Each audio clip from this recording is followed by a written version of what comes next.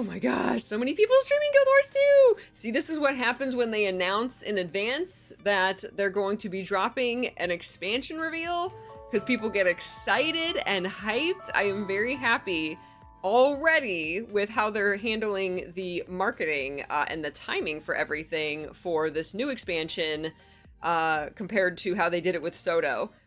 They're I'm already like more hyped than for like anything in Soto. No offense to Soto, but like just the way it was presented was like too much all at once, and this is like this slow roll gives us time to like sit here and be excited. Like I was like buzzing with Guild Wars 2 energy for the first time in a year last week for like 2 days, and it felt so freaking good to feel that again for Guild Wars 2. It's like 1 minute. Okay, are we ready? We're all just sitting here like, ah! See? Look at the hype this creates. I'm so excited. It's up! Okay. I have to pee even more now. Okay. I'm not. Oh, are they gonna change the logo? I don't want to look. I don't want to see it. No. I'm not looking. I'm not like, ah! Oh, I saw it. It's okay. Wait, there's 3 of them. Oh, it's different languages. Okay, we got it. We got it. I'm shaking!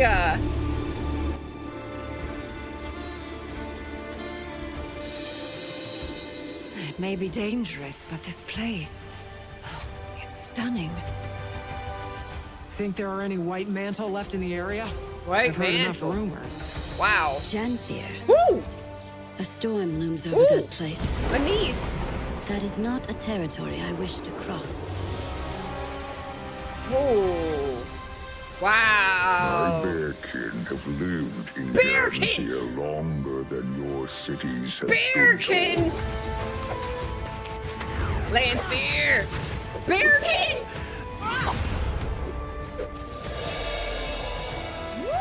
Woo! Is Hey. this... I recognize them, I feel like. Surely strangers do not walk among all lands. They're all like elements. False god!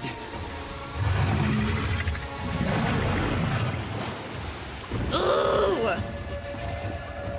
Woo! It is Janthir Wilds. This place is no longer home to me. But perhaps it can be for you. No way! Really? Oh my god! Oh, that was perfect! That was perfect at the end there. Oh my god. Serpent's rat. Oh my god. Housing? Housing? They did it! They're about to make so much money!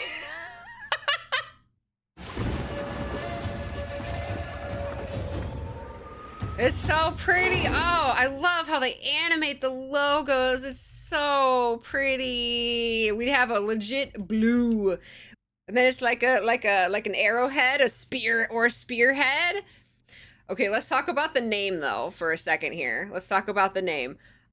So no of Wilds of Janthir. Janthir Wilds. It's also the first time they've used a name of a place in the expansion title.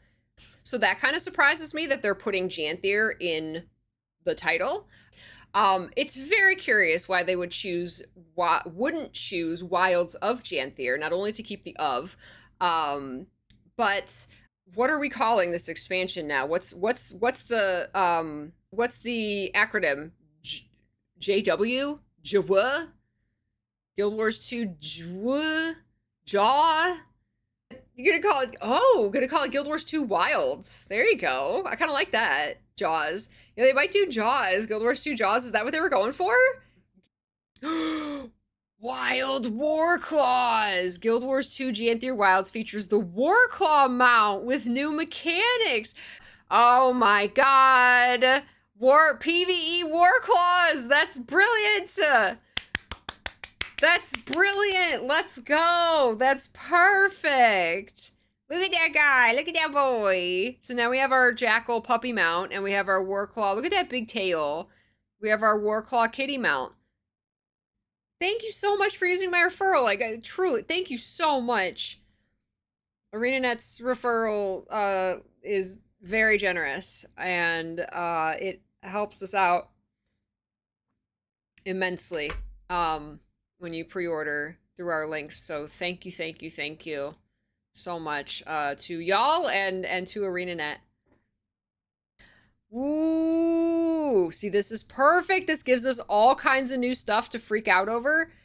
And then they're going to give us more information from between here and the expansion to keep us hyped, to bring us back, to get us talking about Guild Wars 2. That's exactly what the marketing needs to be. I'm so happy. Look at the bear. Look at the bear. Okay. Now we pause every 2 seconds. First of all, the music is unbelievable. It's so good. It's raining. I love it. I love rain in real life. I love rain in games. Rain is so relaxing. Look at this. This is so cool. The blog post said that the Astral Ward is actually like protecting the wilds. I don't know if that's like trying to keep people out because it's got dangerous things. Maybe it is these eldritch horrors or these titans or whatever, the big bad. Like they're trying to keep the big bad contained here. And so this is kind of like their base so they can do that, is my guess. That's right. I forgot about that. The Wizard's Tower in Guild Wars 1, which looked completely different than it does in Soto, was held down by chains. You're right. What if Janthir is tied to the redacted fractal? I think that would be amazing. I think that would be amazing. I love, by the way, hello, the lighting, the tree in the foreground and like the blur effect on it and the details on the tree and the light rays coming down. This is beautiful. A storm looms over that place. Anise. Okay, she's here. So she's at this outpost.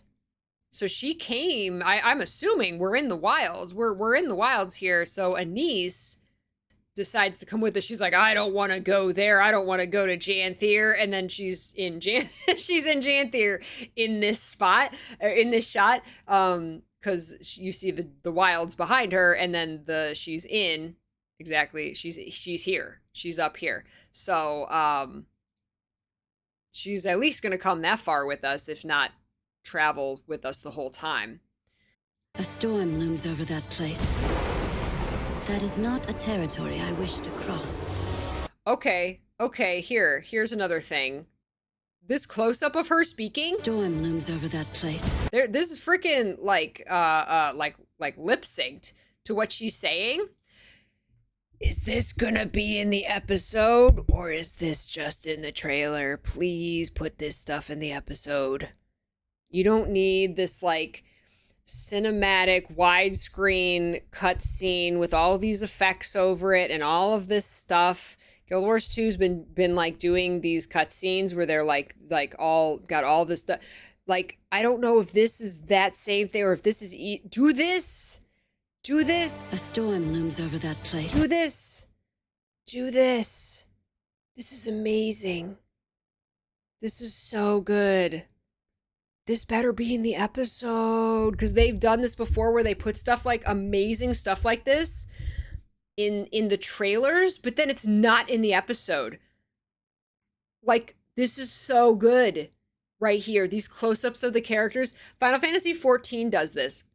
When the characters are talking, when it's like important stuff that the characters are talking about, they, it's not some like special cutscene with like rendered everything and special mocap, but they do put the camera on the character. They put the camera on the character model, and it's just the talking emote, but it's a close-up of the character who's talking or like what they're looking at. Like there's camera work, right? And it's very simple and it's very like, just going from character to character, but it draws you in rather than I'm just standing here and the characters are like speaking around me and I've got to like awkwardly walk around and like look at the character. And granted, it lets you do whatever perspective or pay attention to whatever you want to do. It allows you to move through the space. Like, this is technology that they introduced in Heart of Thorns,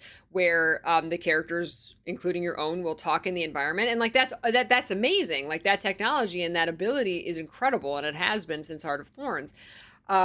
But sometimes I feel like they rely too much on that. Like, too much of it is that. Sometimes there's long story things where they're like explaining something and everybody is doing is just standing there. Like, there's no combat. There's nothing to see really.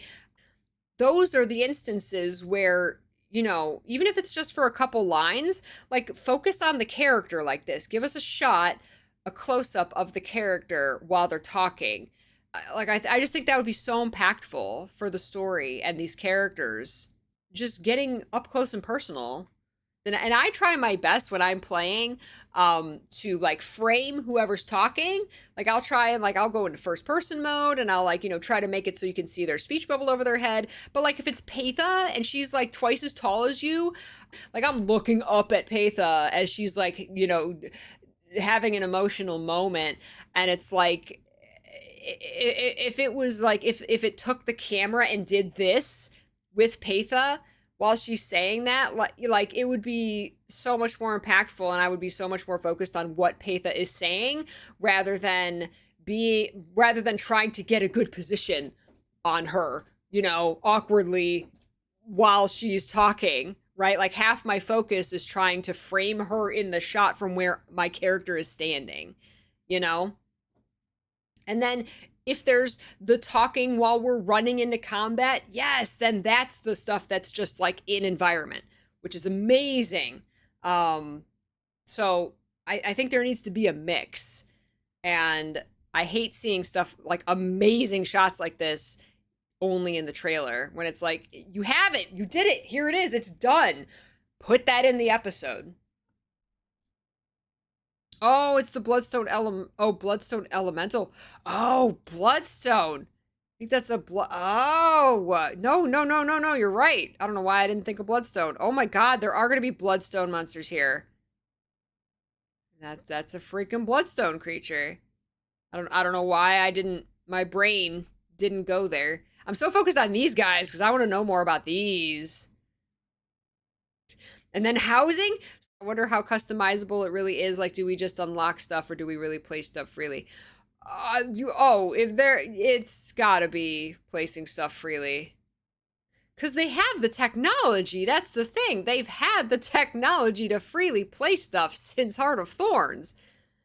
Because you do it in the guild hall.